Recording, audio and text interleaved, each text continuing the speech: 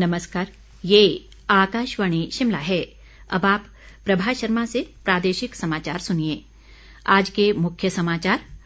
मुख्यमंत्री ने कहा, प्रदेश में मरीजों को विश्व स्तरीय स्वास्थ्य सुविधाएं उपलब्ध करवाने के लिए सरकार प्रतिबद्ध। आईजीएमसी में पहले पीईटी ब्लॉक का किया शिलान्यास। उद्योग मंत्री हर्षवर्धन चौहान ने अधिकारियों को जन समस्याओं का समाधान तय समय में करने के दिए निर्देश। राज्य सूचना प्रौद्योगिकी विभाग को डिजिटल नवाचारों में प्रगतिशील राज्य के सराहना पुरस्कार से किया गया सम्मानित।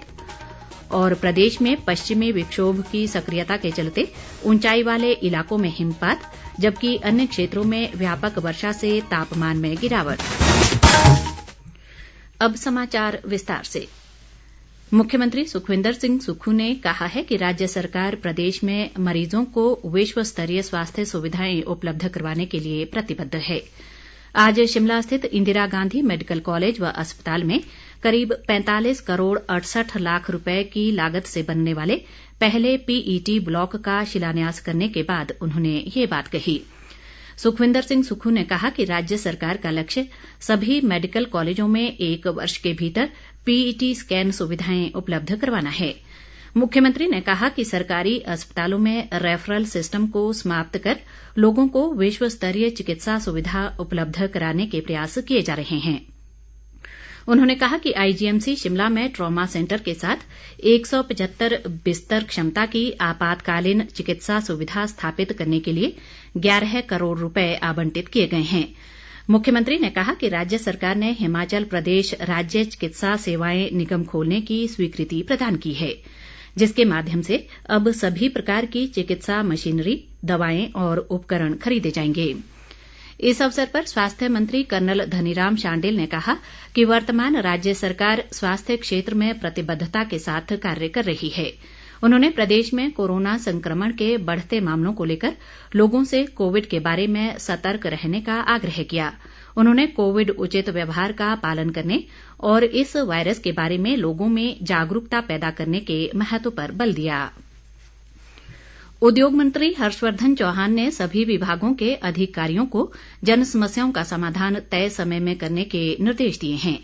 वे आज सिरमौर जिले के शिलाई निर्वाचन क्षेत्र के सतौन व कफोटा में जन समस्याएं सुनने के दौरान बोल रहे थे।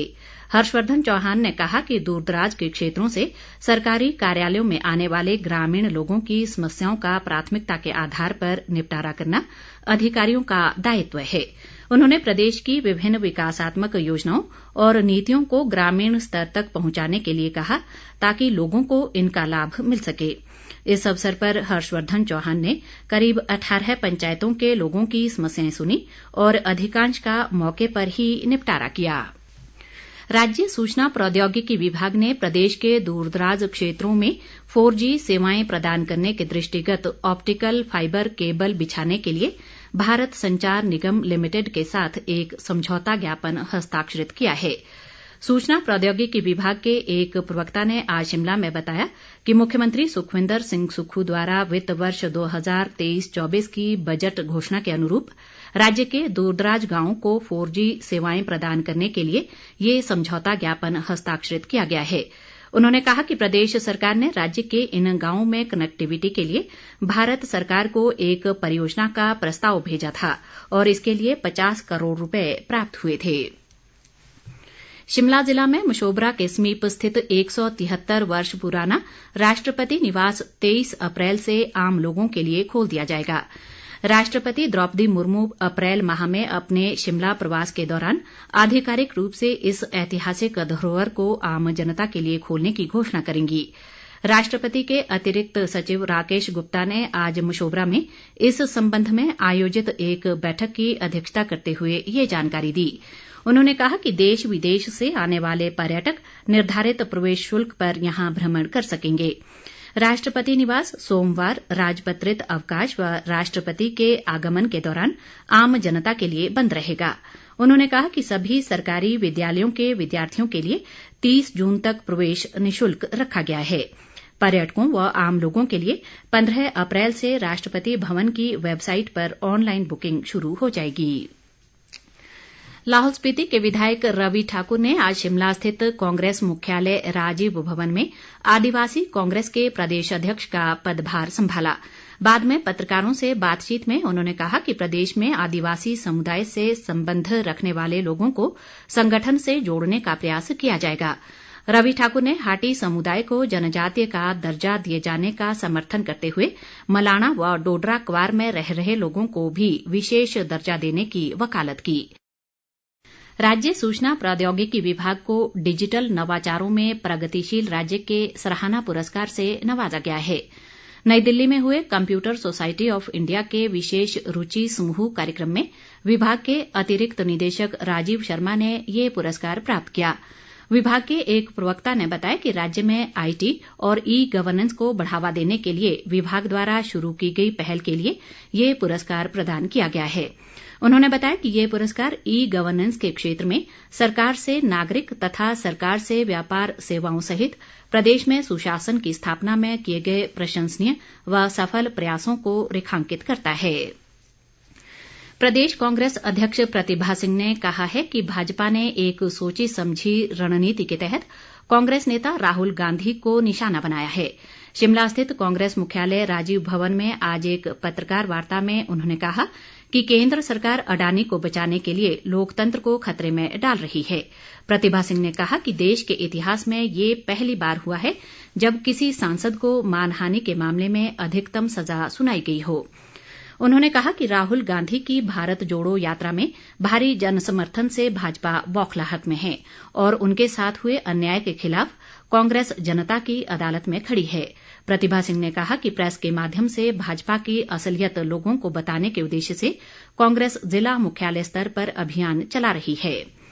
इस बीच स्वास्थ्य मंत्री कर्नल धनीराम शांडिल ने आज सोलन में एक पत्रकार वार्ता के दौरान कहा कि लोकतंत्र में कांग्रेस नेता राहुल गांधी को लोकसभा की सदस्यता से हटाना बेहद ही शर्मनाक है। उन्होंने कहा कि इससे स्पष्ट होता है कि देश से लोकतंत्र को खत्म करने का प्रयास किया जा रहा है और अभिव्यक्ति की आजादी पर कुठाराघात हो रहा है। दूसरी ओर प्रदेश भाजपा ने कांग्रेस पर राहुल गांधी की सदस्यता को रद्द करने के मुद्दे को राजनीतिक रंग देने का आरोप लगाया है। शिमला से जारी एक बयान में भाजपा के प्रदेश महामंत्री त्रिलोक जम्वाल, राकेश जम्वाल और त्रिलोक कपूर ने एक संयुक्त बयान में कहा है कि कांग्रेस देश व प्रदेश में भ्रम फैलाने का प्रयास कर रही है, जबकि राहुल गांधी की सदस्यता नियमानुसार रद्द की गई है। उन्होंने कहा कि विपक्षी दल भी कांग्रेस के साथ केवल इसलिए जुड़े हैं क्योंकि उनको प्रधानमंत्री नरेंद्र मोदी की लोकप्रियता से भय होने लगा है। भाजपा नेताओं ने कहा कि कांग्रेस आंदोलन करे या राजनीतिक वातावरण को बिगाड़ने का प्रयास कर ले, लेकिन जनता सब जानती है। प्रदेश में पश्चिमी विक्षोभ की सक्रियता से उच्च पर्वतीय इलाकों में हिमपात जबकि निचले क्षेत्रों में वर्षा हो रही है, जिससे तापमान में भारी गिरावट आई है। लाहौल स्पीति, कुल्लू व किन्नौर जिलों में सुबह से बर्फबारी व बारिश का क्रम रुक रुक कर जारी है। रोहतांग, कुंजुम, शिकुला और बारालाचा दर्रों के अलावा सोलंगनाला, कोठी व गुलाबा में ताजा हिमपात हुआ है। घाटी के लोग इस बर्फबारी व वर्षा को कृषि कार्यों के लिए फायदेमंद बता रहे हैं। मौसम विभाग ने आगामी 2 दिनों तक राज्य के ऊंचाई वाले क्षेत्रों में कुछ स्थानों पर बर्फबारी जबकि निचले क्षेत्रों में कहीं कहीं गरज के साथ वर्षा की संभावना जताई है। विभाग ने आज अनेक भागों में अंधड़ के साथ भारी वर्षा और ओलावृष्टि का ऑरेंज अलर्ट भी जारी किया है। शिमला नगर निगम चुनाव को लेकर भारतीय जनता पार्टी की एक बैठक आज शिमला में नगर निगम चुनाव प्रभारी सुखराम चौधरी की अध्यक्षता में हुई। इस दौरान आगामी नगर निगम चुनाव को लेकर पार्टी की रणनीति व कार्यक्रमों पर चर्चा की गई। बैठक में भाजपा प्रदेश महामंत्री त्रिलोक जम्वाल सहित अन्य पार्टी पदाधिकारी व कार्यकर्ता मौजूद रहे। चुनाव प्रभारी सुखराम चौधरी ने बताया कि बैठक में कई महत्वपूर्ण विषयों पर विस्तृत चर्चा हुई और सभी 34 वार्डों के बारे में फीडबैक भी ली गई। उन्होंने कहा कि भाजपा नगर निगम चुनाव को गंभीरता से लड़ेगी और एक बार फिर जीत हासिल करेगी। अंत में मुख्य समाचार एक बार फिर। मुख्यमंत्री ने कहा, प्रदेश में मरीजों को विश्व स्तरीय स्वास्थ्य सुविधाएं उपलब्ध करवाने के लिए सरकार प्रतिबद्ध। आईजीएमसी में पहले पीईटी ब्लॉक का किया शिलान्यास। उद्योग मंत्री हर्षवर्धन चौहान ने अधिकारियों को जनसमस्याओं का समाधान तय समय में करने के दिए निर्देश। राज्य सूचना प्रौद्योगिकी विभाग को डिजिटल नवाचारों में प्रगतिशील राज्य के सराहना पुरस्कार से किया गया सम्मानित। और प्रदेश में पश्चिमी विक्षोभ की सक्रियता के चलते ऊंचाई वाले इलाकों में हिमपात, जबकि अन्य क्षेत्रों में व्यापक वर्षा से तापमान में गिरावट। इसी के साथ ये समाचार बुलेटिन समाप्त हुआ। नमस्कार।